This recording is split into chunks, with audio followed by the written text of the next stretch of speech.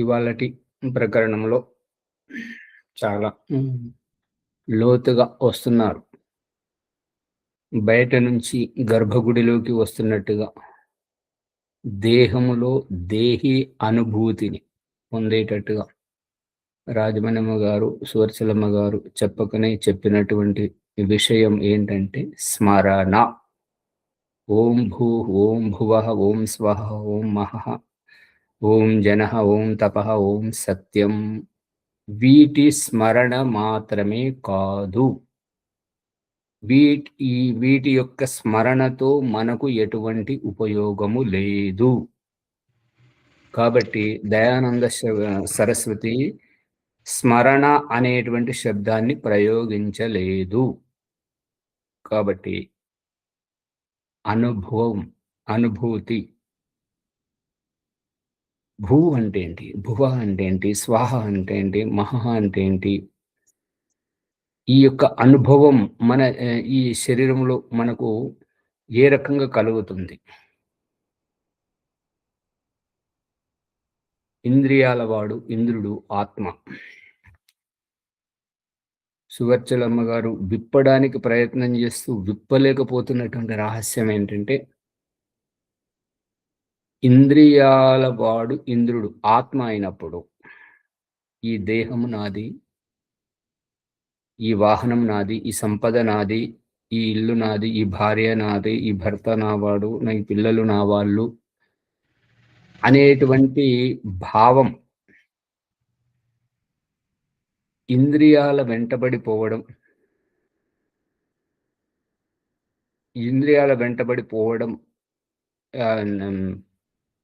ఇప్పుడు జరుగుతున్నటువంటి సమాజంలో ఏంటంటే, సమాజంలో సింహం అయినా ఇంటిలోకి వెళ్ళేసరికి పిల్లిలాగా ఉండిపోవడం, భయపడడం. అక్కడ భార్య మాట వినదు, పిల్లలు మాట వినరు, ఎవరు మాట వినరు. ఏదైనా పండుగ కానీ ఇంకేదైనా సందర్భం వస్తే ఒకరి నిర్ణయం ఉండదు, అందరూ తలా ఓ నిర్ణయం చెప్తుంటారు. అందుకని ఆ ఇంటిలో ఐకమత్యం లేదు. ఐకమత్యం లేనందువల్ల శాంతి కూడా లేదు. మరొక కుటుంబంలో పెద్దవారు ఏదైనా మాట అన్నారంటే చిన్నవారు జవదాటరు. పిల్లలు ఏమంటారు, భార్య ఏమంటుందంటే, మీరు ఏదైనా ముందు చూపు చూసి చేస్తుంటారు, మీ ముందు మేమేం చెప్తుంటాం, మీకు అన్నీ తెలుసు, మా గురించి తెలుసు, మన ఇంటి పరిస్థితి తెలుసు. ఇది బొదిగిపోయే గుణం. ఇక్కడ వీరు పంచభక్షణములతోటి పరమానందాన్ని పొందుతున్నా ఏ శబ్దము లేదు, నిశ్శబ్దంగా సాగుతుంటది. పేగులు పెలపెల మాడి చింపుల వస్త్రాలు ధరించి బిక్కుమని చూస్తున్నా కూడా పరాయి ఇంటికి వెళ్ళరు, ఇంకొకరికి ముందు చేయి చాచరు, ఉన్న దాంట్లో సంతృప్తి పడతాడు. భర్త, భార్య, పిల్లలు అందరూ ఒకరికొకరు అర్థం చేసుకొని ఎవరైనా ఇస్తా అన్నా కూడా మీ దయ మాకు అక్కర్లేదు, చాలు, భగవంతుడు మాకు ఈ పరిస్థితి ఇచ్చాడు అని చెప్పేసి ఒదిగిపోవడం. ఇంద్రియాలను నియంత్రణలో పెట్టడం, ఇంద్రియాల మాట వినడం. ఇక్కడే ఇంద్రియాల వెంటబడిపోవడం, కంటికి ఏది కనబడితే అది చూడడం, దాంతో కాలక్షేపం చేయడం, చెవులకి ఏది వినబడితే దాంతో కాలక్షేపం చేయడం, ముక్కుకి ఏది వాసన వస్తే దాంతో ఈ రకంగా చేతికి ఏది దొరుకుతుంది చేసేయడం, కాళ్ళు ఉన్నాయి కదా అని ఎక్కడికైతే అక్కడికి వెళ్ళిపోవడం కాదు. ఎక్కడికి పోవాలి, ఎందుకు పోవాలి, చేతులతోటి ఏ పని చేయాలి, ఎందుకు చేయాలి అనేటువంటి ప్రతిదీ ఆలోచించి చేసేయడం ఇంద్రియాల నియంత్రణ. అందుకే ఒక్కోసారి అలాగే పాఠశాలలో ఉపాధ్యాయుడు అంటాడు, నిశ్శబ్దం, ఎవరు మాట్లాడద్దు అని వాళ్ళను శాంతింపజేస్తాడు. సభలో ప్రసంగించేటువంటి వ్యక్తి కూడా మనం కాసేపు మౌనంగా ఉంటే కొన్ని విషయాలు తెలుసుకుందామని చెప్పేసి మొదలు పెడతారు. ఇంకేదైనా ప్రమాదం పొంచి ఉన్నప్పుడు ఎవరైనా అల్లరి చేస్తే అలానే ఏదో శబ్దం వస్తుంది అని ఈ రకంగా ఆపడం ఇంద్రియాల కోలాహలాన్ని ఆపడం. ఇంద్రుడు స్వామి ఆ రకంగా నియంత్రించడం ఇది ఇంద్రియ విజయం, ఇంద్రియ జయతం. ఇంద్రియాజయుడు కావడం, ఇంద్రజీతుడవ్వడం జీవాత్మ యొక్క అభిప్రాయం. ఈ ఇంద్రజీతుడయ్యేటువంటి దాంట్లో ఇంద్రియాలకు అతీతంగా ఇక దేహమును కొలవడం. దేహమును, దేహంలో ఉండేటువంటి వర్షాకాలం వస్తుంది, ఇల్లు ఊరుస్తుంది, దీన్ని సర్దుకోవాలి. ఏమి అన్నీ ఆహ్, ఎక్కడ చూసినా అక్కడ అన్ని బొక్కలు, బొక్కలు, బొయ్యారాలే ఉన్నాయి. ఎలుకలు, పందికొక్కులొస్తున్నాయి. దీన్ని మరమ్మతు చేయించాలి ఒక మేస్త్రిని పిలిపించి. ఈ ప్రాణాయామం ద్వారా దయానంద సరస్వతి చెప్తున్నటువంటిదేంటంటే, భూః అంటే ఏమిటి? భువః అంటే ఏమిటి? వీటిని స్మరణ అనే శబ్దం మనం దాంట్లో ఆక్షేపించుకుంటున్నటువంటిది, ఆరోపించుకుంటున్నటువంటిది, మనం కల్పించుకుంటున్నటువంటిది, మనం ఊహించుకుంటున్నటువంటిది. దయానంద సరస్వతి గాని, మనుస్మృతిలో గాని, వేదములో గాని ఎక్కడ స్మరణ శబ్దం ఆనవాలు లేవు. అంటే వ్యవహారం. మొన్న తీర్థయాత్రకు పోయినప్పుడు ఆ కారు తీసుకుంటే, ఆ కారు ఈ ఎంతో దూరం గతుక్కుంటూ స్పీడ్ బ్రేకర్ల దగ్గర దాని జంపర్లు సరిగ్గా లేవు. కొద్దిగా స్పీడ్ పోతే ఒక రాయొచ్చినా, ఏదొచ్చినా ఎగిరి పైన టాప్‌కు తల గుద్దుకుంటుంది. కొద్దిసేపు పోగానే అది టైర్ పంక్చర్ అయింది. ఈ రకంగా మరి అంతకుముందు బస్సులో పోతే అది కొంతవరకు మంచిగున్నది. విమానంలో పోతే అది మధ్యలోనే ఫెయిల్ అయిపోయింది. ఇటువంటివి దేహము సహకరిస్తుందా లేదా దేహికి? ఆ దేహం లో ఉన్నటువంటి వ్యవహారంని చవిచూడడమే ఓం భూః, ఓం భువః, ఓం స్వః, ఓం మహః అనేటువంటి దానితోటి నా అనుభవం ఎటువంటిది? దేహం నాకు ఎలా సహకరిస్తుంది అనేటువంటిది. దేహంలో నేనెలా ఉన్నాను? స్వామిగా ఉన్నానా? బానిసగా ఉన్నానా? లేదంటే ఖైదీగా ఉన్నానా? ఇది చూసుకునేటువంటి పద్ధతియే ఓం భువ, ఓం స్వహ అనేటువంటిది మరి నా అనుభవంలో వచ్చినట్టుగా నేను గ్రహించాను. ఈ రహస్యాన్నే సువర్చనమ్మ గారు విప్పడానికి ప్రయత్నం చేస్తున్నారు. రాజమణమ్మ గారు కూడా విప్పడానికి ప్రయత్నం చేస్తున్నారు. అందరూ ఇలాగే చేయాలి. విప్పడానికి ప్రయత్నం చేస్తే ఇప్పుడు తెలుస్తుంది. ఓనమాలు దిద్దుకునేటప్పుడు ఓం భువ, ఓం స్వహ, ఓం మహః, ఓం జనః, తపః, సత్యం ఇవే చదవాలి. నిలకడగా అయిన తర్వాత, నిలబడ్డ తర్వాత, అప్పుడు దీని అర్థాన్ని విప్పుకుంటూ పోతే మనలో స్థైర్యం వస్తుంటది. స్థైర్యం అంటే స్థిరత, గంభీరత. దేహ దేహంలో ఉన్న దేహాతీతమైనటువంటి స్థితిలో ఆత్మతనం స్వయముగా ఆలోచించేటువంటి వైవిధ్యంతోటి ముందుకు సాగిపోవడం జరుగుతుంది. అందుకని ఈ ఈ సాధన మనకు ఎంతో ఉపకరిస్తుంది. ఇక రాజమణమ్మ గారు పట్టుకోలేనటువంటిదేంటంటే, పిల్లలు ఆడుకునేటప్పుడు వాళ్ళేమంటారంటే, ఆట ఎటువంటిదంటే స్టాప్, ఆగిపోవాలి. స్టాప్ అనే శబ్దం ఉచ్చరించినప్పుడు, ఆ ఆడేటువంటి పిల్లలు చెయ్యి లేపితే లేసినట్టే ఉండాలి. కాళ్ళు లేస్తే లేసినట్టే ఉండాలి. నోరు తెరిస్తే తెరిసినట్టే ఉండాలి. ఎనకకు చూస్తే పక్కకు చూసినా, ఆ చూసినటువంటి ఎటువైపయితే చూస్తున్న తల అటువైపే ఆగిపోవాలి. ఆ రకంగా. దీన్ని స్టాప్ అంటారు. స్తంభ వృత్తిలో పిల్లలు ఆడుకుంటున్నారన్నట్టుగా. స్టాప్. ఆగండి. ఎక్కడున్న వాళ్ళు అక్కడే. ఇప్పుడు పోలీసులొచ్చి అంటారా అది దాన్ని స్టాప్ అని చేతులు పైకెత్తమని చెప్పేసి అంటుంటారు గదా! ఆ రకంగా. ఎటువంటి ఉన్నది ఉన్నట్టుగా, లోపలిది లోపలే, బయటది బయటది. కానీ అమ్మగారు ప్రయోగించిన శబ్దము తప్పు శబ్దం.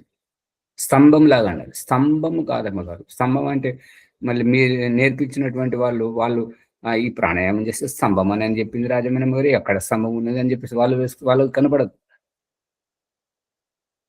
అందుకని ఇటువంటి శబ్దాలు ప్రయోగించుకుంటే బాగుంటుంది. పిల్లలు ఆడుకుని స్టాప్ ఆగిపోవాలి అంతే. ఎక్కడి వాళ్ళు అక్కడే. పట్టుకుంటున్నారా అమ్మగారు? స్తంభము అంటే నిశ్చలంగా ఉండడం అనుకున్నా ఆచార్య నేను. ఒక్కరు మాట్లాడండి, చెప్పండి ఒక్కరు ఎవరైనా. స్తంభము అంటే ఆచార్జీ కాలక్షేపం చేస్తారు, మాట్లాడనివ్వండి. రాజమణి గారు చెప్పండి. స్తంభము అంటే ఇట్లా నిశ్చలంగా నిలబడు అన్నట్టుగా అనుకున్నా ఆచార్య నేను. అమ్మ రాయి కావచ్చు కదా, చెట్టు కావచ్చు కదా, దానికి కూడా వస్తుంది. వస్త్రం కూడా కావచ్చు కదా.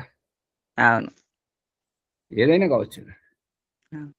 అంటే ఒక జడ వస్తువు వలె అనండి, సరిపోతుంది.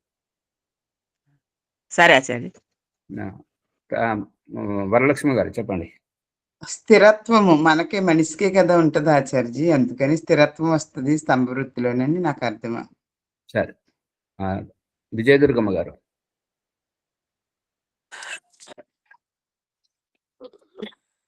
స్తంభ వృత్తిలో మనసు అటు ఇటు పోకుండా నిశ్చలంగా ఉండి నిర్మలంగా ఉండి కాసేపు మనం ధ్యానానికి కూర్చున్నప్పుడు నిలబడుతుంది. సరే, భీమరావు గారు. ఏకాగ్రత అనొచ్చు ఆచార్జీ? అనొచ్చు. ఆచార్య నమస్తే. నమస్తే ఆచార్య, నా అనుభవం ఏంటంటే ఈ ఇంద్రియాలను జయించగలుగుతున్నాం, సమాధి వరకు పోతున్నాం, కానీ సమాధి స్థితి రాదు ఇందులో. అని ఎలా రాదని ఎలా అంటున్నారు? అంటే మన దృష్టి ఎక్కడ ఉంటుందంటే వీటి మీదనే ఉంటుంది. చింతనం మననం కాడ ఆగిపోతుంది, శరీరం మీద ఉంటుంది ధ్యాస. అయితే దీనికి భగవంతుడు చూపిస్తున్నటువంటిది ఏంటంటే, అన్నము వండేటప్పుడు మీరు చెప్పేది వండేటప్పటి స్థితి. అన్నముగా ఎన్నుకునేటటువంటిది ఎప్పుడు అంటే ఉమ్మగిలిన తర్వాత సున్నితత్వం వస్తుంటది. ఇప్పుడు ఇది చేసేది అయిపోయిన తర్వాత వచ్చేది అదే. వెన్న చితికేటప్పుడు రాదు, అదే. అందుకని ఈ సమాధిలోకి వెళ్ళేటువంటి అనుభూతి అది చెప్పకూడదు, కానీ తప్పదు. మరి ఎలా ఉంటుంటది అని అంటే, విమానములో పైకి వెళ్తున్నప్పుడు ఈ భూమి, ఈ చెట్లు, ఇవన్నీ పరిస్థితులు కిందికి పోతుంటాయి. మనం పైకి లేస్తున్నటువంటి అనుభూతి ఏ రకంగానైతే ఉంటుంటుందో, ఈ సమాధి స్థితిలోకి వెళ్ళేటప్పుడు ఈ శబ్ద కోలాహలం అంతా కిందికి క్షణక్షణం నిర్వీర్యమైపోతుంటది. శబ్దము అనేటువంటి అసలు మనం పట్టుకోవాలన్నా అందవు.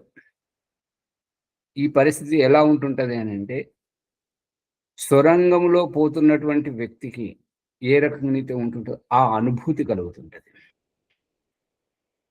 ఈ శబ్దాలు మనకు అందవు సమాధి స్థితిలోకి వెళ్ళినటువంటి వ్యక్తి. అందుకే యోగుల యొక్క అనుభూతి, ఎవరైతే సాధన చేస్తుంటారో వారు కళ్ళు తెరిసి సమాధిస్థం అవ్వాలి. చెవులతో విన్నా, కళ్ళతో చూస్తున్నా, చేతులతో పనిచేస్తున్నా మనం సమాధిస్థం అవ్వడం. ఇక్కడ ఏంటంటే, కళ్ళతో చూసిన దాన్ని నాకు ఇష్టం లేనిది దానివల్ల నేను ఎందుకు ప్రభావితం అవుతుంటాను? ఈ యాత్రలో జరుగుతున్నటువంటిది అదే. కిటికీ నుంచి ఎన్నో చూస్తుంటాం. బస్సులో, రైల్లో, విమానంలో పోతున్నప్పుడు ఈ పక్క ఆ పక్క ఎన్నో చూస్తుంటాం. ఎన్నో వస్తుంటాయి, పోతుంటాయి. ఆ మాదిరిగా సమాధి స్థితమైనటువంటి వ్యక్తికి శబ్దం వచ్చినా ప్రభావితం చేయదు, వాసన వచ్చినా ప్రభావితం చేయదు, దృశ్యము వచ్చినా ప్రభావితం చేయదు. ఓం అటువంటి ఆచార్జీ, కలుగుతుంది. అమ్మా అంటే వింటున్నాము, చూస్తున్నాము, కానీ మనసు ఏకాగ్రతతో. మనసే అమ్మ మనసు మధ్యలో వస్తే నేను లేను కదా. మరి ఎలా ఆచార్జీ? ఆత్మ ఒక చోట ఇట్లా ఉన్నట్టుగా అది చెప్పడానికి వస్తలేదు. ఆత్మ ఒక్క చోట కాదమ్మ గారు, ఆత్మస్థితిలో ఉన్నప్పుడు శుద్ధ అంతఃకరణం తోటి ఆత్మ ఈ నేను ఇప్పుడు ఈ సాధన చేసేటప్పుడు ఎప్పుడైనా స్త్రీత్వం కానీ పురుషత్వం వచ్చిందా, నపుంసకత్వం వచ్చిందా? రాలేదు. ఆత్మభావం, ఆచార్య ఆత్మభావంలో ఏవి ఉండవు. మనసు అనేది ఎక్కడైనా కనబడిందా? మనసు అనేది ఉండదు. మనస్సు జీవాత్మ ఒక్కటే ఉంది. మనస్సు ఎంత నిస్తేజమైపోతే నేను అంత ముందుకు వస్తాను. నా ముందుకు మనస్సు ఇంద్రియాలు అవే ప్రభావితం చేస్తుంటే నేను ఎక్కడున్నాను? ఇప్పుడు ఆ రెండు కుటుంబాలు మనం చెప్పుకుంటున్నాం కదా. ఒకటేమో విక్షిప్తమైనటువంటి అల్లరి చిల్లరిగా తల అందరూ నిర్ణయాలు చేసేవారే, నానా నాకు ఇది కావాలి, మంది అది కాదు ఇది కావాలి, ఎవరు మాట్లాడితే వెంటనే కట్ చేశాడు, అది కాదు ఇది కావాలి, ఇది కాదు. ఇంకొక ఇంట్లో అవును నాన్నగారు చెప్పారు అంతే, నాన్నకు తెలుసు, మనకేం తెలుసు, మా వారన్నీ చూసుకుంటారు. ఏది బాగుంది? అన్ని చూసుకునేది బాగుంది. అది ఈ ఆధ్యాత్మికంలో అదే. మళ్ళీ మనసు కూడా ఏకాగ్రమవుతుంది. మనసు జడమమ్మా, దానికి ఏకాగ్రత ఏమి అవసరం? ఇంద్రియాలు జడమే. ఏకాగ్రత కుదిరిన కొద్దీ మనసు మిగతావన్నీ చచ్చిపోయి విషయం కూడా మనకి వినిపించినా కానీ పట్టించుకోనట్టుగా, అది మనకి వినపడినట్టుగా ఉంటుంది. అమ్మగారు తొందరపడి ఏమంటారు పాట అంటుంటే, తొందరపడి ఒక కోయిల ముందే కూసింది. అంటే ఈ చచ్చిపోయింది అంటే అది చేతనం కదా, జీవం ఉన్నది కదా, అందుకే చచ్చిపోయాయి. ఆ శబ్దాలు ఇంద్రియాలు మనస్సు గురించి. అవునా అమ్మగారు? ఇప్పుడు మీ ఫోన్ నడుస్తుందా? నడుస్తుంది. నడిపించింది ఎవరు? మనమే. అంతే కదా. అది ఆ మాట కరెక్ట్ కాదు, నిజమే ఆ మాట. అందుకని చచ్చిపోయింది అనే భాష వాడొద్దు. మన ఆ ఫోన్ తోటి మన పని లేదు, అయిపోయింది. పక్కకు పెట్టేసి మనం పడుకునేటప్పుడు అడుకోవడం, భోజనం చేసేటప్పుడు భోజనం చేయడం. ఇంద్రియాలు మనసు కూడా అంతే. ఇంద్రియాలు మనసు అనేటువంటి మనకు సాధనాలు, వాటి వెంట పడకూడదు. కానీ స్తంభవృత్తి ప్రాణాయామం చేసినప్పటి నుంచి కొంచెం సంధ్యలో కూర్చున్నా కూడా కొంచెం ప్రశాంతత అట్లా అనిపిస్తుంది ఆచార్య. అదే అంతే మనం చేయాలి. అందుకని ఇప్పుడు మా మునిశేఖర్ గారు స్మరణ శబ్దం తీసుకొచ్చారు కదా, దాని వెంట పడొద్దు. ఆ శబ్దం ప్రయోగించడం వల్ల మనము ఓం భూ ఓం భువో ఓం స్వహ ఓం వీటి దగ్గర ఉంటాము. దయానంద సరస్వతి ముందు ప్రకరణంలో చెప్తాడు ఏంటంటే, వీటి వల్ల, ఈ స్మరణం వల్ల ఏమిటి, జపం వల్ల ఏమిటి ప్రయోజనం అంటే ఆ శబ్దాలు మర్చిపోరు, అంతవరకే. అందుకే ఇప్పుడు ఆర్య సమాజంలో ఉన్నటువంటిది ఏంటంటే, దాని అర్థం పట్టుకోవాలి ఆచార్య. అంతే కదా. అర్థం కాదమ్మ గారు, అర్థం పట్టుకోవడం అది బట్టి పట్టడము, నటించడం, మైకులాగా అవుతుంటది. అర్థం పట్టుకుంటే తదనుసారంగా వ్యవహారం. పతంజలి మహర్షి చెప్తున్నటువంటి ఏంటంటే, తజ్జపస్తద్ అర్థభావనం, తెలుసుకోవడం. అంతే అంతే. తదనుసారంగా నడుచుకోవడం, తెలుసుకోవడం కాదు. ఇప్పుడు అన్నం గురించి తెలుసుకుంటే బాగుంటుందా, తిని తృప్తి పడితే బాగుంటుందా? తిని తృప్తి పడితే బాగుంటది. అది తెలుసుకొని ఆచరించడం. అంతే అంతే, ఇంకా అక్కడ ఏం లేదు. తెలుసుకుని ఆచరించినప్పుడే అప్పుడు బట్టి పట్టకుండా హృదయంలో పలికిస్తాయి ఇవన్నీ కదా. మానేసి మాటలన్నీ ఆపేసి భగవంతుడితో ప్రార్థన చేయండి, భగవంతుడే మాకు ఒక చోట మంచి అవకాశం కల్పించు, వారం 10 రోజులు. కానీ మొదలైతే బట్టి పట్టాలి ఆచార్జీ. బట్టి పట్టాలంటే ఆచార్జీ, బట్టి ఎప్పుడు పట్టకూడదు ఆచార్జీ. మా అమ్మగారు దయానంద సరస్వతి కనబడట్లేదు. దయానంద సరస్వతి దినచర్యతోటి అది తయారు చేసి మన ముందు పెట్టాడు కదా,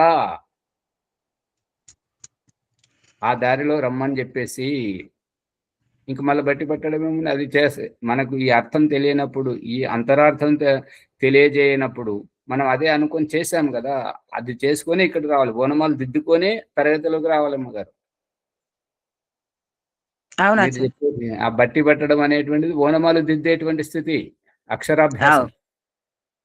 ఆచార్య బట్టి పడితే ఆగది, అర్థం కావాలి. అది ఆగదే అని కాదు. మాతాజీ నమస్తే. అంటే ఇవి చేస్తూ చేస్తుండగా సహజత్వంలో రావాలే తప్ప గాని మనం దాన్ని బట్టి పట్టుకూడదు ఆచార్య. కాస్త ధ్యాస ఎప్పుడు దాని వైపు ఉంచాలి ఆచార్జీ. ఇగో నిన్న ఒక చోట యజ్ఞానికి వెళ్ళాము. ఆ అమ్మగారు ఏమంటారంటే, నేను ఎంతవరకు చదివారమ్మా అంటే 10వ తరగతి చదివాను, 10 సార్లు ఫెయిల్ అయ్యాను. అంటే అక్కడ ఏంటంటే ఆ ఓనమాలు దిద్దుతుంది కానీ అది ఏ రకంగా దిద్దాలనేది ఆ అంతరార్థాన్ని పట్టుకోలేకపోతుంది కాబట్టి తరగతులకు ముందుకు వెళ్ళలేకపోతుంది, అంతే. అర్థమవుతుందా సువర్చలమ్మ గారు? ఇది ఇక్కడ ఉన్నటువంటి భీమరావు గారు అర్థమైందా? అర్థమైంది ఆచార్య. అంతే. దాని అంతరార్థం పట్టుకొని తదనుసారంగా నడుచుకోవడం, అంతే. ఇక మనం ప్రకరణలోకి వెళ్తే ఇంకేమైనా సందేహాలు ఉంటే అడగండి. ఇంకా సమయం చాలా లోతుగా వస్తున్నది కాబట్టి భగవంతుడు మనకు అనుగ్రహించి ఎక్కడైనా అవకాశం కలిగిస్తే అది అక్కడ అవుతుంటది.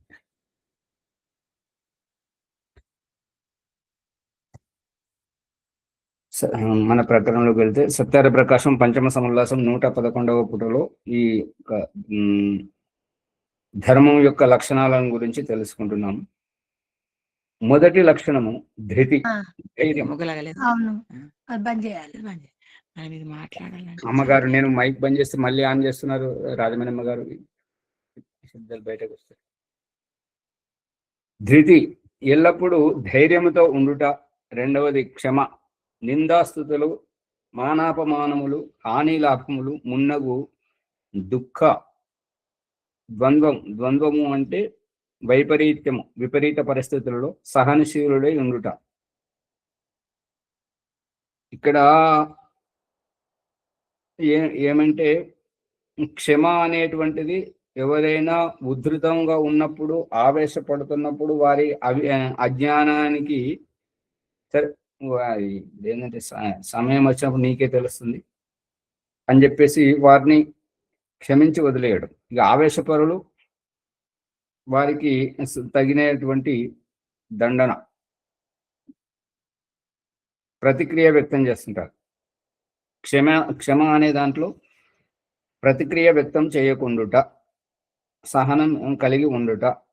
మూడవది దమః, మనస్సు ఎల్లప్పుడూ ధర్మమున ప్రవృత్తము ఒనర్చి అధర్మము నుండి తొలగించుట.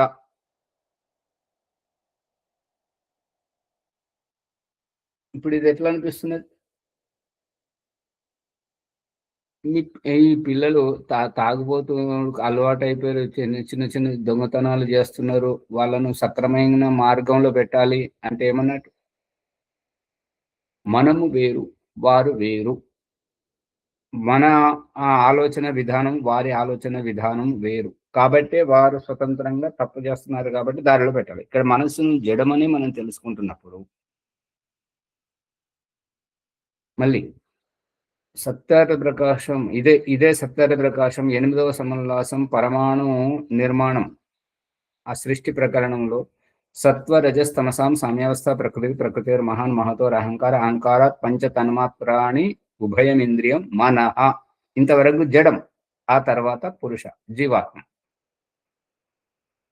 ఆ స్థితిని మనం తెలుసుకున్నప్పుడు మనస్సును ఎల్లప్పుడూ ధర్మమున ప్రవృత్తమునర్చి అంటే ప్రవృత్తపరచి అంటే తదనుగుణంగా నడుచుకొని అధర్మము నుండి తొలగించుట అంటే అధర్మం నుండి అది పోవద్దు, అటు తప్పుడు పనులు చేయొద్దు అని మన వ్యవహారాన్ని మార్చుకోవడమే తప్ప మనస్సు అనేటువంటిది ఇంకొకటి ఉన్నది, దాది తప్పు చేస్తే మనకు శిక్ష పడుతున్నది అన్నప్పుడు దారిలోకి తేవడం అనేది ఏముండదు. మన వ్యవహారం మార్చుకోవాలి అంతే. 4వది అస్థేయం. అస్థేయం అంటే చౌర్యమును విడుచుట. చౌర్యం అంటే దొంగతనం. దొంగతనం అంటే ఏంటంటే స్వామి యొక్క వస్తువు స్వామికి తెలియకుండా మనము హస్తగతం చేసుకోవడం, మన అధీనంలోకి తీసుకోవడం దొంగతనం. అది ఇంట్లో కూడా జరుగుతుంటది. అన్నయ్య చెప్పులు తమ్ముడు వేసుకుపోవడం, అక్క వస్త్రాలు చెల్లెలు వేసుకోవడం, చెల్లెలు అక్క వేసుకోవడం, ఈ రకంగా నా కూతురే కదా, మా అమ్మనే కదా, మా నాన్ననే కదా అని ఇటువంటి దగ్గర ఏంటంటే వాళ్ళకి చెప్పాలి. వాళ్ళకు అవసరం ఉన్నప్పుడు ఆ వస్తువులు దొరకకపోతే ఎవరు తీసుకెళ్లారు అని చెప్పేసి వాళ్ళు కంగారు పడుతుంటారు కదా, వారికి ఇబ్బంది కలుగుతుంది కదా మన స్వేచ్ఛ వల్ల. అందుకని ఏ వస్తువు ఎవరిదైతే ఉంటుందో వారికి చెప్పాలి. మొన్న ఒక ప్రకరణంలో ఏంటంటే గురువు దగ్గరికి ఆ వస్తువు తీసుకెళ్లడం కృతజ్ఞత భావంగా తీసుకెళ్లేటువంటి విధానం వేరు. తీసుకెళ్లేటువంటి విధానం ఏంటంటే ఇతరులకు కనిపించకూడదు. గురువు సమక్షంలో గురుదక్షిణ వచ్చే వరకు బయట ప్రదర్శన చేయకూడదు అనేది సారాంశం.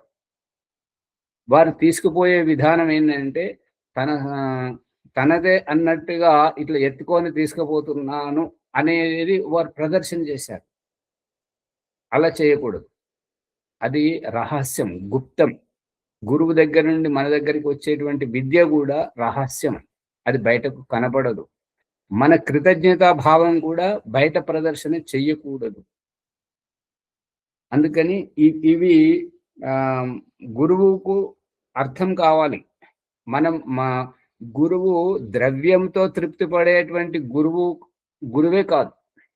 అందుకే దయానంద సరస్వతి ఏమంటాడు, విరజానంద సరస్వతి ఏమంటాడంటే, విరజానంద దండి, దయానంద్ ఇన్ని రోజుల్లో నువ్వు నన్ను ఇంతే అర్థం చేసుకున్నావా? ఈ భౌతిక ద్రవ్యం, ఈ లవంగాల వరకే నువ్వు ఇస్తేనే నేను తృప్తి పడతానని నా విద్యకు పారితోషికంగా నువ్వు నీ కృతజ్ఞత ఈ లవంగాలతోటే నేను తృప్తి పడతానని నువ్వు గ్రహించావా? నాకు ఈ భౌతిక ద్రవ్యం అక్కర్లేదు. నాకు సమాజ నిర్మాణం కావాలి, ఈ దేశ బాగుపడటం కావాలి. అందుకోసం నీ జీవితాన్ని నాకు దక్షిణ వేయి. అర్థమవుతుందా? అర్థమవుతుంది. లోతుగా ఉంటుంది. వారు తీసుకెళ్లేటువంటిది ఏంటంటే ఇక్కడి నుంచి బయలుదేరిన కాంచాలి అక్కడి వరకు ఎవరో అన్ఎడ్యుకేటెడ్ అని ఇంగ్లీష్లో అంటారు. ఏంటంటే గ్రామీణ భాషలో వారికి తెలిసినటువంటి వైవిధ్యంగా సామాన్య ఇక్కడికి వెళ్ళి అక్కడికి ఎత్తుకుపోతున్నారు అన్నట్టుగా తెలుస్తుంది తప్ప గురువు గారికి కృతజ్ఞత భావంగా ఒక వస్తువు అది. అందుకే ఇక్కడ చెప్పింది ఏంటంటే సమిధ చేత పట్టుకొని పోవాలి. సంపాదించినటువంటి గృహస్థుడు భౌతిక వస్తువులు తీసుకెళ్ళాలి వారి శారీరక పోషణ గురించి గురువు గారికి. మరి తీసుకెళ్లేటువంటి వారు సన్యాసం తీసుకున్నారు. మరి అటువంటి అప్పుడు భౌతిక వస్తువుతోటి వారికి ఏం పని? జ్ఞానం ఉండాలి. అందుకని చెప్పడం జరిగింది. ఈ చౌర్యం అనేటువంటిది దొంగతనము చెయ్యకుండుట, అటువంటి అలవాటును విడిచిపెట్టాడు. చాలా మంది చెప్తుంటారు, అది మీరు యూట్యూబ్లో కూడా చూస్తుంటారు, ఫేస్బుక్లో కూడా ఇంకా చాలా ఉన్నది. ఏంటంటే వాళ్ళకు లక్షాధికారులు, కోటీశ్వరులు, ఎన్నో ఆశ్రమాలకు, ఇంకా ఎన్నో విద్యాలయాలకు, చికిత్సాలయాలకు, ఈ యొక్క సామాజిక సేవలకు ఎంత చేస్తారంటే, కానీ వాళ్ళలో ఉన్నటువంటి చిన్న అలవాటు ఏంటంటే ఏదైనా హోటల్కి వెళ్ళినప్పుడు అక్కడ భోంచేసే చెంచాలు లోపల పెట్టుకొని బ్యాగులు వేసుకొని వస్తారు. అప్పుడు వాళ్ళ భర్త వారికి కౌంటర్ దగ్గరికి వెళ్ళి, మా ఆమె దగ్గర ఇటువంటి చెడ్డ అలవాటు ఉందండి, మీరు తప్పు పట్టకండి, దానికి ఎంత అయితే డబ్బు ఉందో నేను చెల్లిస్తాను అని ఆ రకంగా ఎన్నోసార్లు రావడం జరిగింది. అంటే వాళ్ళు దాన్ని దొంగతనంగా భావించరు, అందుకని అలా జరుగుతుంటది. అది అలవాటు, అది ఇది భావన అన్నట్టు, జన్మాంతరంగా వస్తున్నటువంటిది ఆనవాయితీగా. వాళ్ళు దాని నుండి బయటపడలేకపోయారు. వారు బయటపడే విధంగా వారి చుట్టుపక్కల ఉన్నటువంటి వాళ్ళు వారికి అటువంటి జ్ఞానోదయం కలిగించలేదు, అందువల్ల అది కొనసాగుతుంది అంతే. వారి సంస్కారం అన్నట్టు ఆచార్య అది. అంతే, ఆ సంస్కారం అంతే. ఆజ్ఞ లేక చలకపటములతో ఘాతముతో ఒకడొక వ్యవహారము వేద విరుద్ధమగు ఉపదేశముతో పర అర్థమును గ్రహించుట. పర అర్థం అంటే ఇతరుల సంపదను గ్రహించుట, తీసుకునడం, చౌర్యం అనబడుతుంటది. దానిని విడిచిపెట్టుట, అటువంటిది వాళ్ళ అనుమతి లేకుండా మోసగించి, ఎదుటివారు అజ్ఞానంగా ఉన్నారు కదా, వారు తెలుసుకోలేరు కదా, మనం మాట్లాడేటువంటి మాటలను గ్రహించట్లేదు కదా అని చెప్పేసి మనం ఎంత చమత్కారికంగా లేదంటే ఎదుటివారు గ్రహించనంత సూక్ష్మంగా మనం దొంగతనం చేస్తే అది మన ఖాతాలోకి వస్తుంటది. అందుకని అటువంటిది చేయొద్దు. 5వది శౌచం. రాగ ద్వేషములు పక్షపాతము విడిచి లోపలి పవిత్రతను జల మృత్తికాదుల మార్జనములతో వెలుపలి పవిత్రతను కాపాడుకొనుట. ఈ శౌచము అంటే శౌచే. రాగము అంటే ఒక వస్తువు పట్ల ఆకర్షణ, ద్వేషం అంటే ఇంకొక దాని పట్ల విరుద్ధం. పక్షపాతం మనకి ఇష్టమైన పట్ల, ఇప్పుడు యాత్ర చేస్తున్నప్పుడు బస్సులోంచి, కిటికీలోంచి, లేదంటే దారి పక్కన ఉన్న వాళ్ళు డాబా పై నుంచి, కిటికీలోంచి బయటకు చూసినప్పుడు ఎంతమంది పోయినా, ఎన్ని ఘటనలు జరిగినా ఏమి పట్టించుకోరు. కానీ తన వాళ్ళు వస్తే, తన పిల్లలను ఎవరో కొడుతుంటే, తనకిష్టమైన బాల్యమిత్రులు కానీ ఎవరైనా వస్తే అదిగో వచ్చారు, అగో, ఇటువంటి ఆకర్షణ అది సరైనది కాదు. ఇది పక్షపాతం అనబడుతుంటది అనమాట. మరి ఆ పిల్లల్ని కొట్టేటప్పుడు, ఇదివరకు వేరే వాళ్ళ పిల్లల్ని కొడుతున్నారు, కొట్టుకుంటున్నారు, తిట్టుకుంటున్నారు, ఏమీ లేదు. కానీ మన వాళ్ళను అనేసరికి ఆ పక్షపాతం విడిచి లోపలి పవిత్రతను సాక్షిభూతంగా ఉండాలి. జలం మృతికాదులతో మార్జనం అంటే ఈ లోపలిదేమో పక్షపాతము, రాగద్వేషాలు విడిస్తే మన శరీరం లోపల పవిత్రత, మనం శుద్ధంగా ఉంటాము. ఇక బయట, శరీరం బయట జలముతోటి, మట్టితోటి ఈ యొక్క మార్జనం శుద్ధి చేసుకున్నప్పుడు వెలుపలి పవిత్రతను కాపాడుకున్నట. 6వది ఇంద్రియ నిగ్రహం. ఇంద్రియములను ఇక్కడ మూవ్ అయింది, సరి చేసుకోండి. ఇంద్రియులను అని ఉన్నది. అధర్మాచరణము వంక పోనీయక ధర్మాచరణమునందు వినియోగించుట. ఇంద్రియాలు పోతాయా? మనం ఇంట్లోనే కూర్చున్నాం, మన కళ్ళు పోయి ఎవరిను బలత్కరించడం, ఎవరిను చంపడం అవి చూస్తాయా? ఎవరు కాదు కదా. అక్కడ చూపిస్తున్నారు, చనిపోయిన శవం దగ్గర ఆత్మీయులు వచ్చి ఏడవడము, అదేంట అమ్మా నన్ను చూడవే, అమ్మమ్మా నేను వచ్చానని చెప్పేసి మీద పడి ఏడుస్తుంటారు కదా. మరి ఆ కళ్ళు తెరిసే ఉన్నాయి కానీ చూడవు కదా కళ్ళు. అందుకని ఇంద్రియాలు పోవు. ఇంద్రియాల ద్వారా మన వ్యవహారం. అందుకని వ్యవహారాన్ని మార్చుకోవడం. అందుకే ఇక్కడ స్మరణ శబ్దము సరైనటువంటిది కాదు. ఇంద్రియములను అధర్మాచరణము వంక పోనీయక ధర్మాచరణమునందు వినియోగించుట. ఇప్పుడు ధర్మం ఏంటిది, అధర్మం ఏంటిదంటే విరుద్ధమైనటువంటిది, ఇబ్బంది కలిగించేటువంటిది. ఆత్మనః ప్రతికూలాని పరేషాంన సమాచరేత్. మనకు ఏదైతే ఇబ్బంది కలిగిస్తుందో అది అటువంటి వ్యవహారం ఇతరుల పట్ల చేయకుండడం.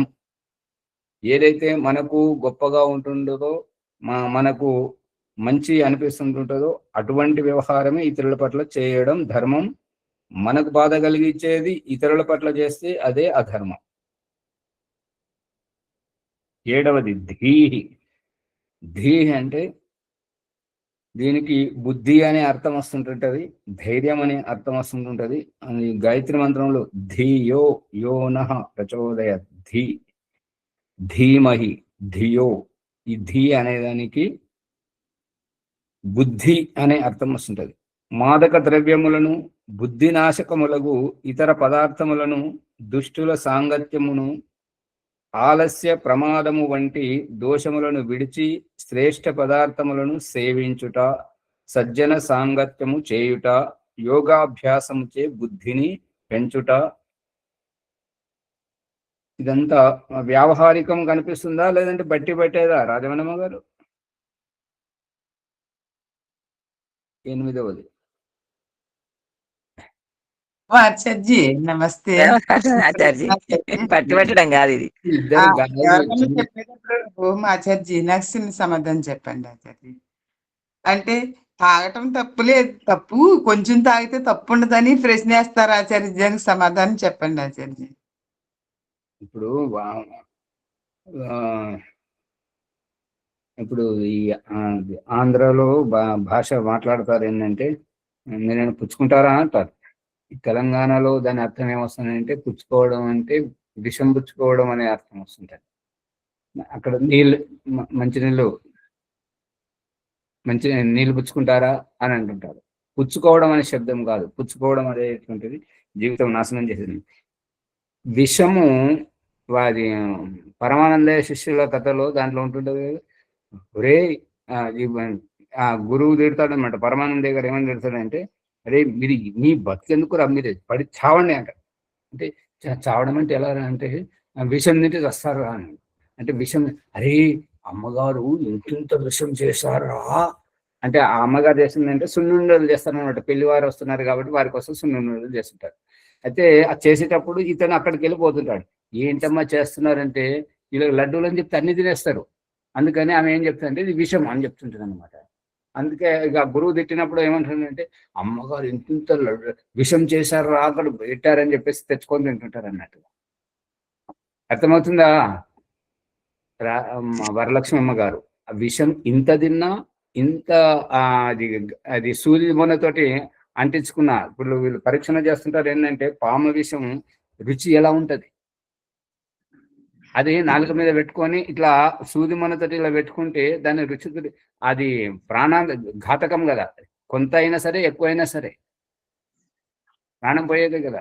అందుకని తప్పుడు వ్యవహారం తాగుడు అనేటువంటిది కొంచెం కొంచెం తాగడం అలవాటు. ఇప్పుడు మీరైతే ఇలా అంటున్నారు, వేరే వాళ్ళు అయితే ఏమంటారంటే మా వంశంలోనే ఉన్నదండి, వారికి అన్నప్రాసన రోజే ఆ చెంచతో దాన్ని రుచి చూపెట్టకపోతే వాడు మనవాడే కాదు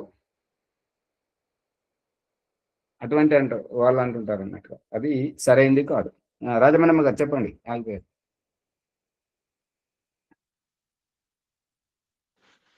ఏం లేదు ఆచార్య. అందుకని ఇది ఇక్కడ అంత వ్యావహారికం. 8వది విద్య, పృథివీ మొదలుగు పరమేశ్వరుని వరకు గల పదార్థముల యథార్థ జ్ఞానం సంపాదించుట, వాని వలన యోగ్యతకు తగినట్లు ఉపయోగం పొందుట, ఇది విద్య. ఇందులకు విపరీతం అవిద్య అగును. 9వది సత్యం, ఆత్మయందు ఉన్నది ఉన్నట్లు మనసున ఉన్నట్లు వానియందున్నట్లు కర్మమందును వర్తించుట, పదార్థం ఉన్నది ఉన్నట్లు తెలుసుకొనుట, అట్లే చెప్పుట, అట్లే ఆచరించుట, దీనిని సత్యం అంటుంటారు. ఇక 10వ లక్షణం అక్రోధం, క్రోధము దోషములను విడిచి శాంత్యాది గుణములు, శాంతము వంటి గుణములను ఆచరించుట, శాంతముగా ఉండట. ఇవన్నీ ధర్మం లక్షణములు. ఈ 10 లక్షణములు గల పక్షపాత రహిత న్యాయాచరణ రూప ధర్మము ఎల్ల ఆశ్రమవాసులు, ఎల్ల అంటే అందరూ, అన్ని ఆశ్రమాల వారు ఆచరింపవలయును. ఆచరణ కాడిగా వచ్చిందమ్మ గారు విప్పి చెప్తున్నాడు. ఈ వేదోక్త ధర్మమునే తాను ఆచరించుచు ఇతరులకు బోధించి వారిచే ఆచరింపజేయుట సన్యాసికి ముఖ్య ధర్మము.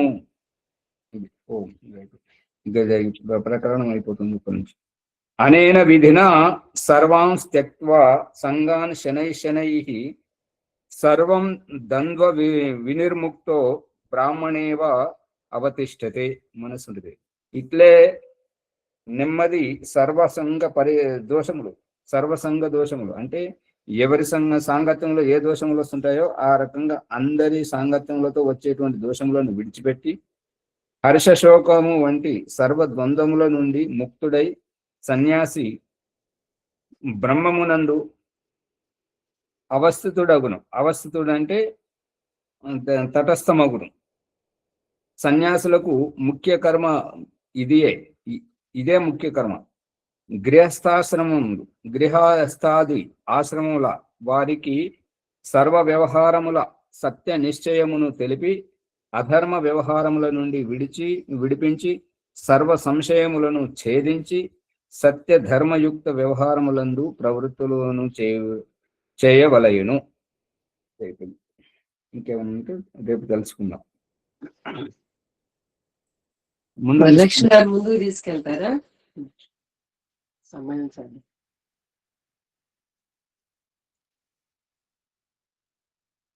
నమస్తే, మీరు తీసుకెళ్ళండి. సరే చెప్తాను. ఓం నమస్తే ఆచార్జీ. అమ్మగారు, ఇది ఆత్మహత్య అంటారు. వారు మీకు మా ప్రాముఖ్యత ఇచ్చారు, మీరు తీసుకెళ్ళండి అని చెప్పేసి. మీరు తీసుకెళ్ళండి అని మిమ్మల్ని మీరు ఉపసంహరించుకొని వారికి ప్రాముఖ్యత ఇచ్చారు. మళ్ళీ మీరేమంటారు? సరే నేనే చేస్తాను. దీన్ని ఆత్మహత్య అంటారు. ఇది యోగ సాధనలో అత్యంత ప్రమాదకరం. మనం మాట మీద నిలబడాలి, అదే సాధన.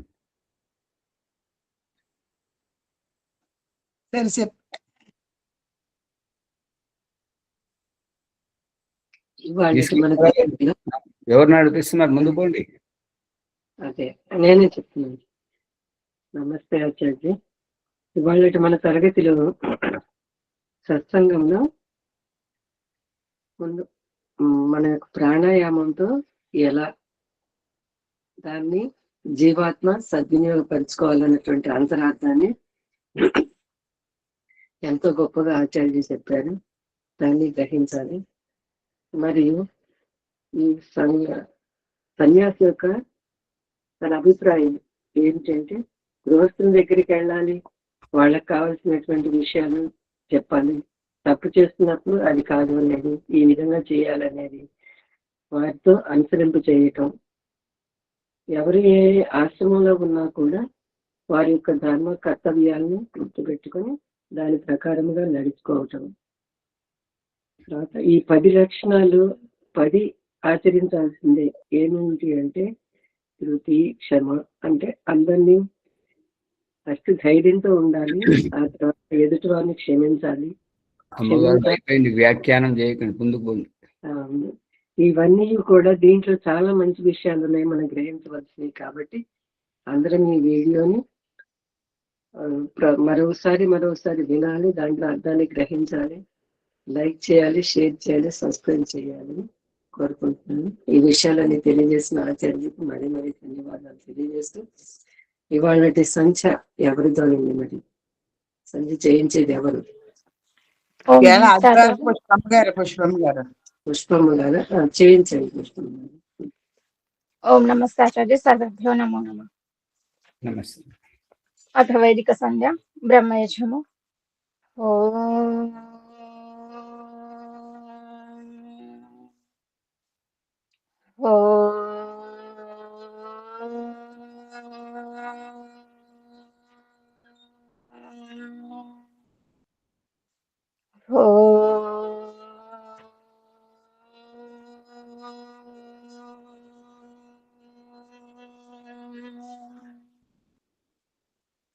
పుట్టబోయే శిశువు ఆత్మభావన భగవంతుణ్ణి ప్రార్థిస్తుంది ఏమనగా, ఓం అమృతోపస్వర్ణమసి స్వాహ. ఓ అమృత స్వరూప, నా కోసం ఉపస్తరణంగా పరుచుకున్నావా స్వామి, ధన్యురాలిని. ఓం అమృతాపిధానమసి స్వాహ. ఓ అమృత స్వరూప, నా ఆత్మరక్షణకై ఆకాశ దుప్పటిగా ఆవరించావా స్వామి, ధన్యురాలిని. ఓం సత్యం యశః శ్రీర్మైశ్రీః శ్రేయతాం స్వాహ. ఓ పరమేశ్వర, సత్యం, యశస్సు, ధనైశ్వర్యాలు మరియు బుద్ధి నన్ను ఆశ్రయించి నాలో ఉండునుగాక. గర్భంలో ఊపిరితో పాటు శిశువు యొక్క ఆకలి దప్పికలు అమ్మ చూసుకునేలా చేశావు స్వామి, ఇప్పుడు గర్భం నుండి బయటకు వచ్చాక అమ్మతో కలిసిన ఆ పేగు బంధాన్ని సైతం తెంచనైనందున శిశు అభ్యర్థన ఆచమన మంత్రం. ఓం శన్నో దేవీరభిష్టయా ఆపో భవంతు పీతయే శంయోరభిస్రవంతు నః.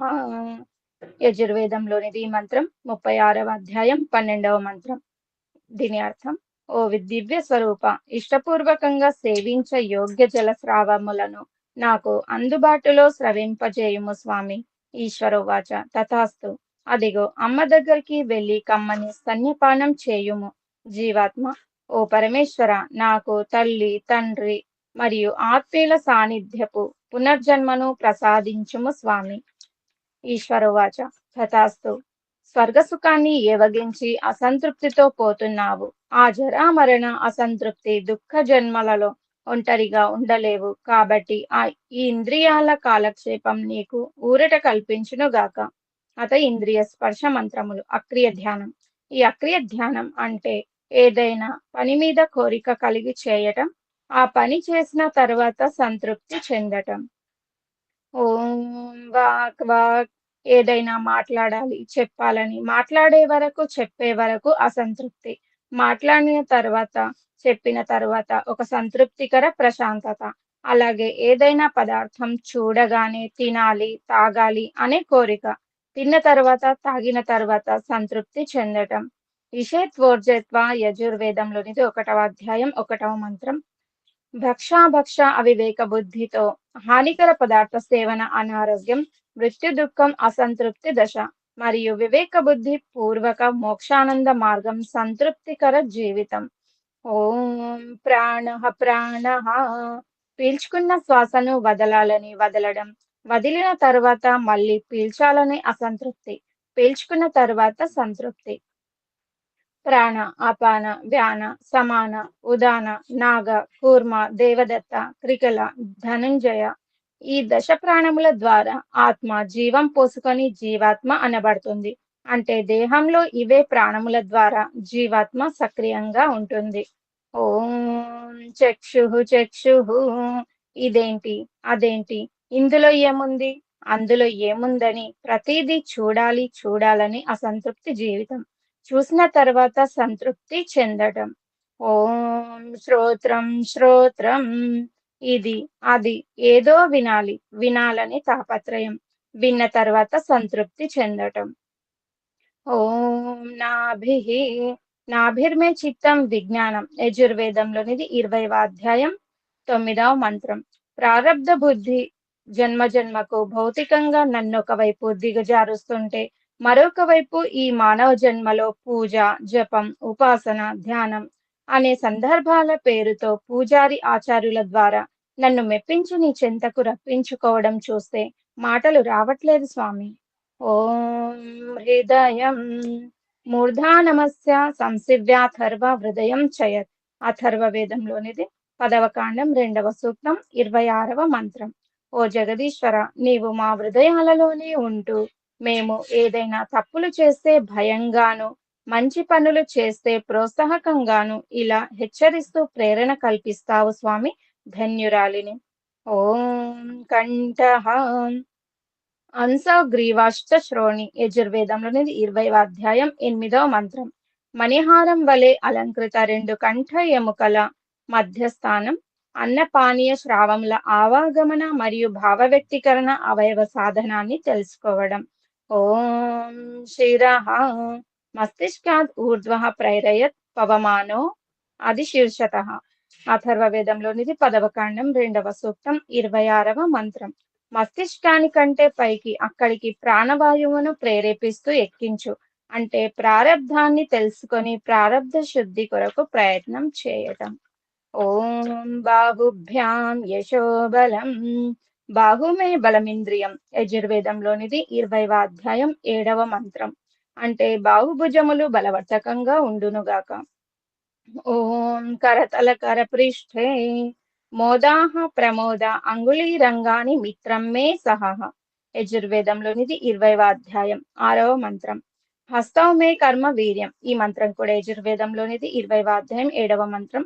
ఈ మంత్రాల యొక్క అర్థం ఏంటంటే, నా చేతుల్లోనే నా కర్మల పురుషార్థం నిహితమై ఉందని తెలుసుకోవడం, అందుకే అందరితో స్నేహపూర్వకంగా ఉంటూ ఉపకారం చేయటం. మతమార్జన మంత్రములు.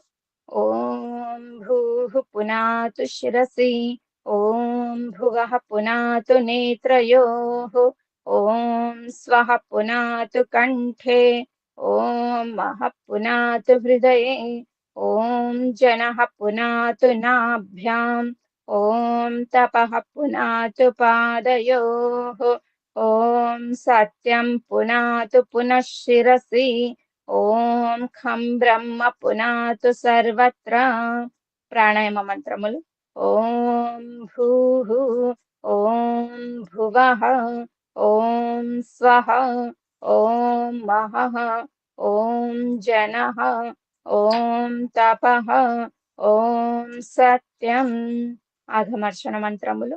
ఓం మృతం చ సత్యం చాభిద్ధా తపసోధ్యజాయత, తతో రాత్రజాయత, తతః సముద్రో అర్ణవః, సముద్రాదర్ణవాదధి సంవత్సరో అజాయత, అహోరాత్రాణి విదధద్విశ్వస్య మిషతో వశే, సూర్యాచంద్రమసోద్ధాతా యథా పూర్వమకల్పయత్, దివం చ పృథివీం చాంతరిక్షమథో స్వః.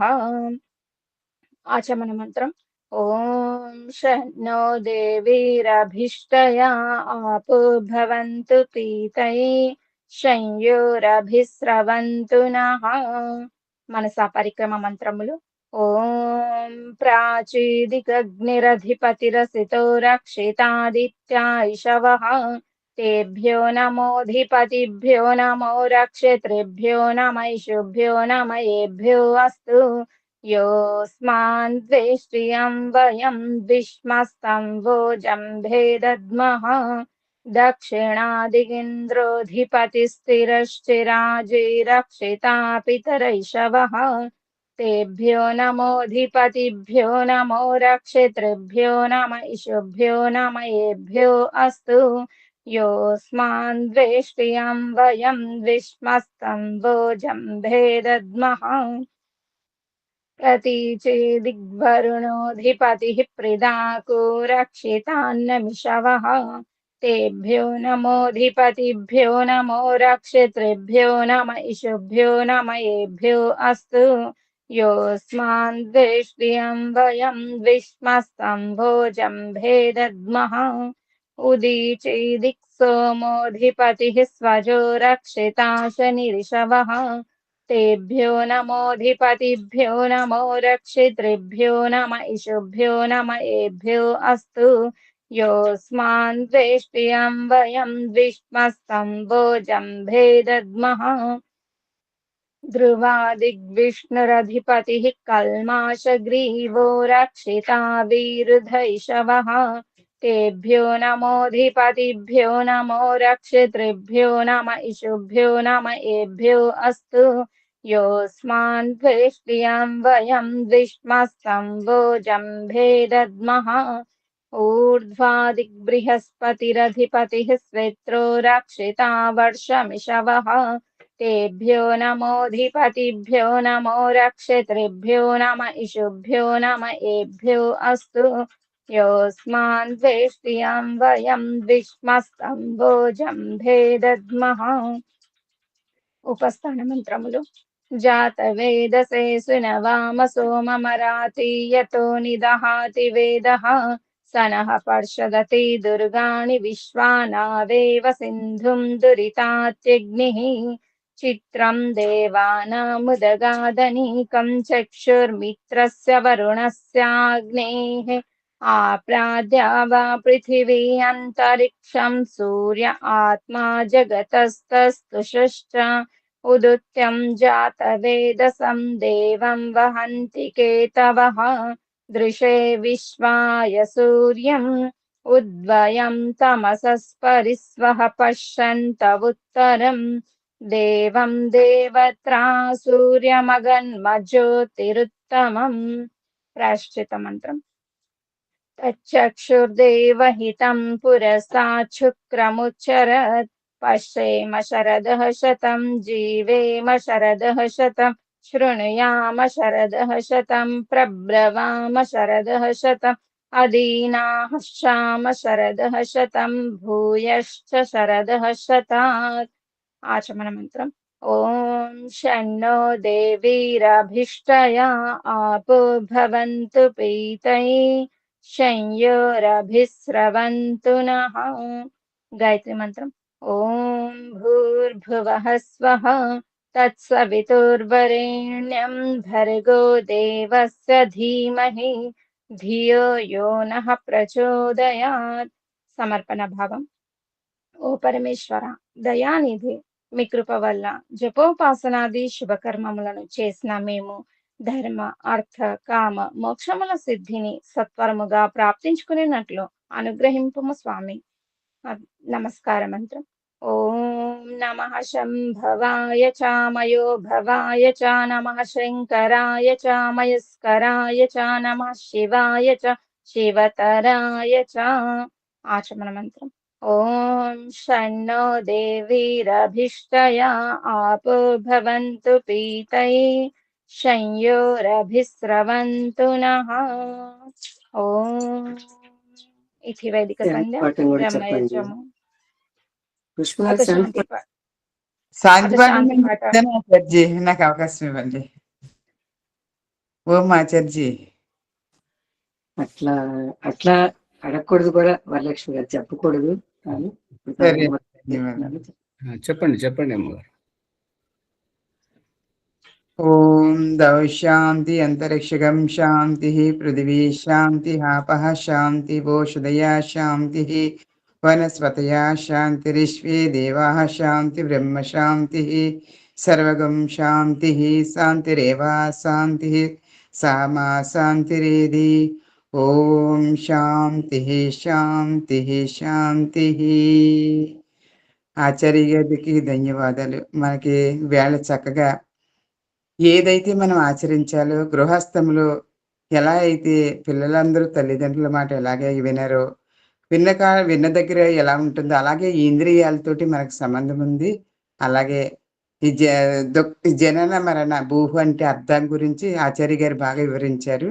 మనం దాన్ని బట్టి పట్టకుండా సహజత్వంగా తెలుసుకుంటూ మనం ముందుకు సాగాలని ఆచార్య గారి మన మీద పెట్టుకున్న విశ్వాసం. ఎందుకంటే వారి గురువులుగా శిష్యులుగా ఉండటం, మనము వారిని ఇంకా మనం ముందుకి మనల్ని తీసుకెళ్తారు కాబట్టి ఆయన ఆజ్ఞ పాలనలో మనం నడుచుకోవాలని ఆచార్య గారి ఉపదేశం. అలాగే పుష్పమ్మ గారు కూడా చక్కగా సంధ్యోపాసన చాలా బాగా చేస్తారు. ఎప్పుడు కూడా అర్థం బాగా చెప్తారు, తడబడి లేకుండానే.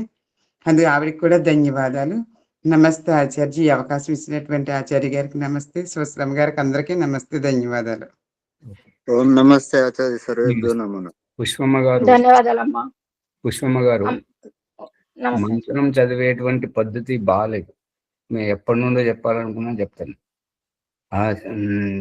ఇట్లా ఉయ్యాలో ఊపినట్టు ఊపుతుంటారు, ఒక ధారా ప్రవాహంగా రావు. అమృతోపస్తరణమసి అమృతాపిధానమసి. ఇది అది కొద్దిగా తగ్గితే చాలా బాగుంటది. అలాగే ఆచార్య. ఓ. ఓం నమస్తే ఆచార్య. నమస్తే సర్వేభ్యో